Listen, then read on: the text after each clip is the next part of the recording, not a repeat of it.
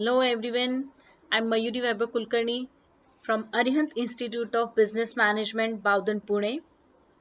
I will be taking your subject Managerial Accounting of MBA first semester. Today we'll learn what is basic concept of managerial accounting system. In previous videos, we have learned what is sole proprietorship, partnership, private firms, and limited organization, limited companies. Now let us start the meaning and importance of accounting. We all know that accounting plays very much vital and important role in running business because it helps you to track income and expenditure. It ensures the statutory compliance and provides investors, management and government with the quantitative financial information which can be used in making business decisions. For example, if we consider investor means maybe debenture who will be buying your debentures, or maybe banks will be giving you loans. Your accounting statement is a proof of your business activities, business transaction, your profitability, your credibility. So even for the internal stakeholders and external stakeholders, records of accounting transaction is very much essential. Even if there is a small business activity, small amount is coming to your business or small amount is going out of your business, it should be recorded in proper way. There are three financial statements generated by your records. The income statement provides you with information about the profit and loss, which is a very much important that you should know your business transaction, your business activity is generating profit or not.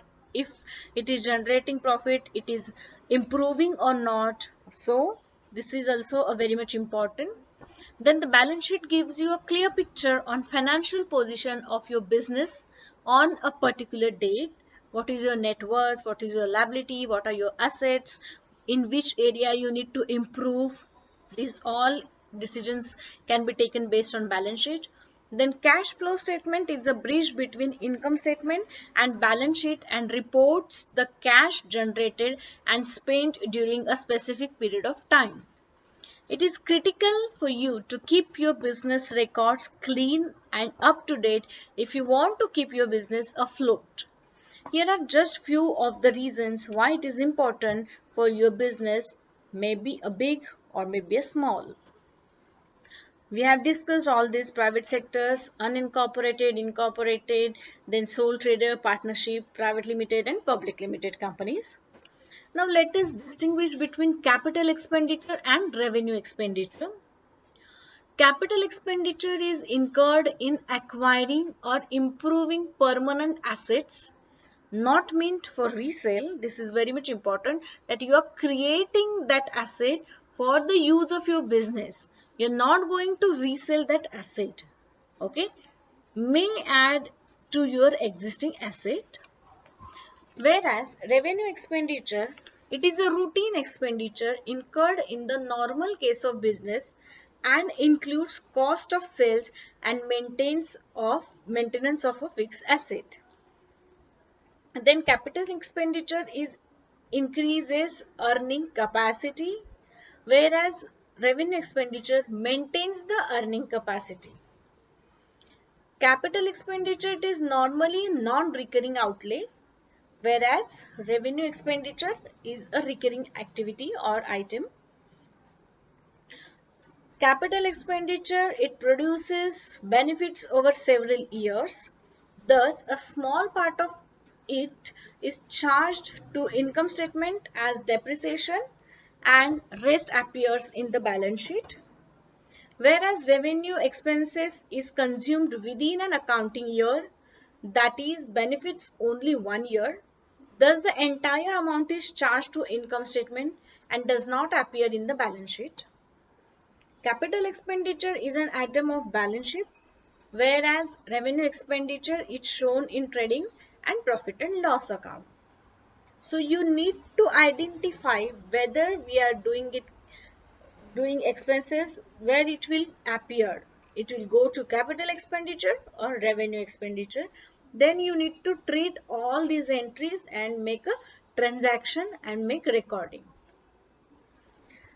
So now next let us understand some of the basic concepts of accounting.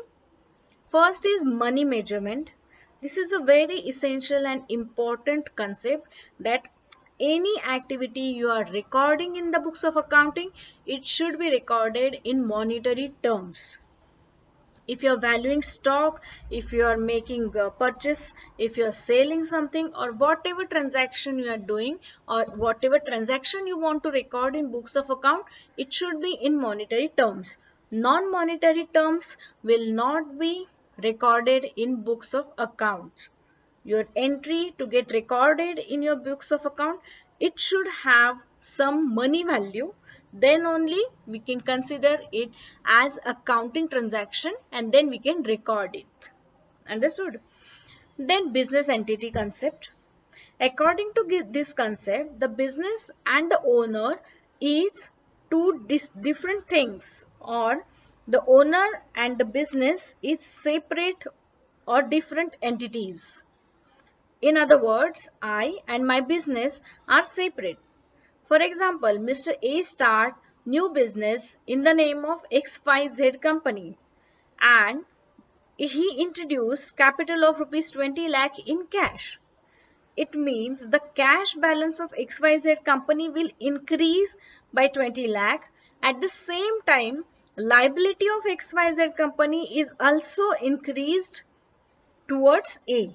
It means XYZ company is liable to pay 20 lakh to Mr. A because Mr. A and XYZ company are two separate different entities. So, whatever your entries you are recording in the books of XYZ company, you need to record it according to XYZ company. Okay, because both are different.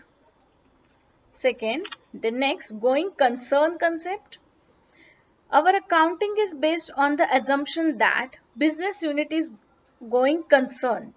We record all financial transaction of business in keeping this point of view in our mind that business unit is going concern, not gone concern. Otherwise, the banker will not provide loans. The supplier will not supply goods or services and the employees will not work properly and the method of recording transaction will change altogether. For example, a business unit makes investment in the form of fixed asset and we book only depreciation of the asset in our profit and loss account, not the difference of acquisition cost of asset less net realizable value of the asset. The reason is simple. We assume that we will use this asset and earn profit in the future while using them. Similarly, we treat deferred revenue expenditure and prepaid expenditure. The concept of going concern does not work in the following cases. If the unit is declared sick, or when company is going to liquidate or liquidator is appointed for the same. So business is considered as going concern, that it will be continued irrespective of um, death or insolvency of his owner. Business is a different entity and it will be on going concern basis. Then cost concept. It is very important concept based on the going concern concept. We book the value of asset on the basic cost, not on the realizable value or market value of the asset based on assumption that business unit is a going concern. No doubt, we reduce the value of assets providing depreciation to asset, but we ignore the market value of asset. The cost concept stops any kind of manipulation while taking into account the net realizable value or the market value. On the downside, the concept ignores the effect of inflation in the market, which can sometimes be very steep. Still, the cost concept is widely and universally accepted. Next concept is dual aspect. There must be a double entry to complete any financial transaction, means every debit should have equal credit. Hence, every financial transaction has its dual aspect. We get some benefit and we need to pay something. For example, if we buy some stock, then it will have two effects. The value of stock will increase. That means we are getting benefit for the same amount. And second effect, it will increase our liability in form of creditors. So, if a transaction is purchases of stock rupees 25,000, effect of this will be stock will be increased by 25,000 debit balance, whereas cash will decrease by 25,000 if it is on cash basis, but if it is on credit basis, then credited will increase by 25,000. So you understand, every entry has or every transaction has double effect to make it as a complete record of transaction. Then accounting period concept. The life of business unit is definite as per the going concern concept.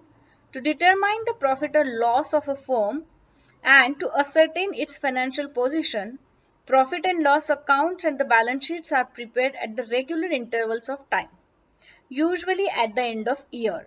This 1 year cycle is known as accounting period. The purpose of having an accounting period is to take corrective measures keeping in view the past performance. Based on this concept, the revenue expenditure and capital expenditures are segregated.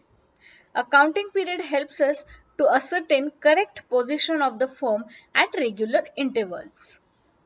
In India, normally accounting year starts with 1st April and ends to 31st March. Then matching concept. Matching concept is based on the accounting period concept. The expenditure of a firm for particular accounting period are to be matched with the revenue of the same accounting period to ascertain accurate profit or loss of the firm for the same period. This practice of matching is widely accepted all over the world. Let us take an example to understand the matching concept. Okay. Then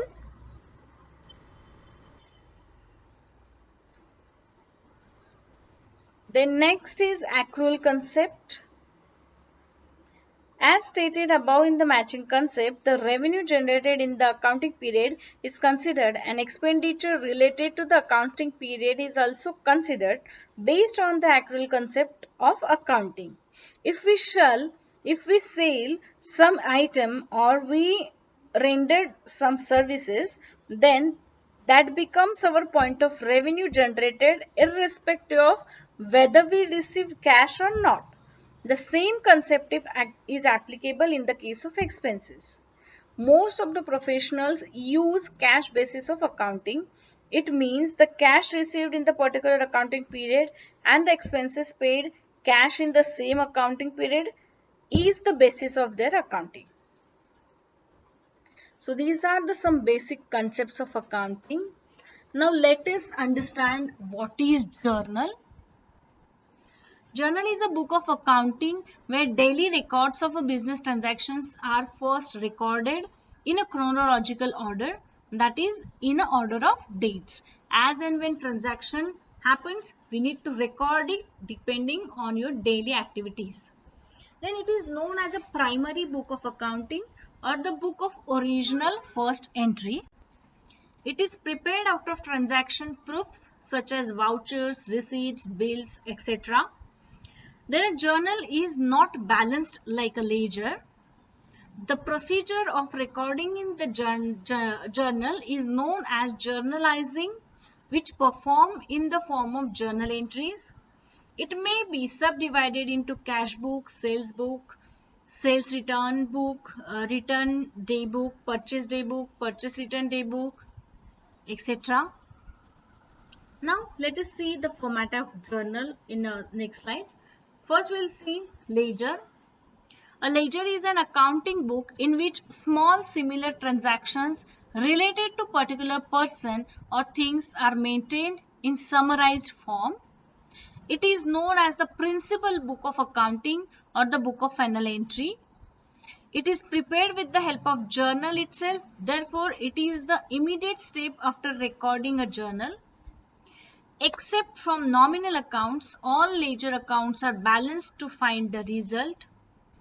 The procedure of recording in the ledger is known as posting.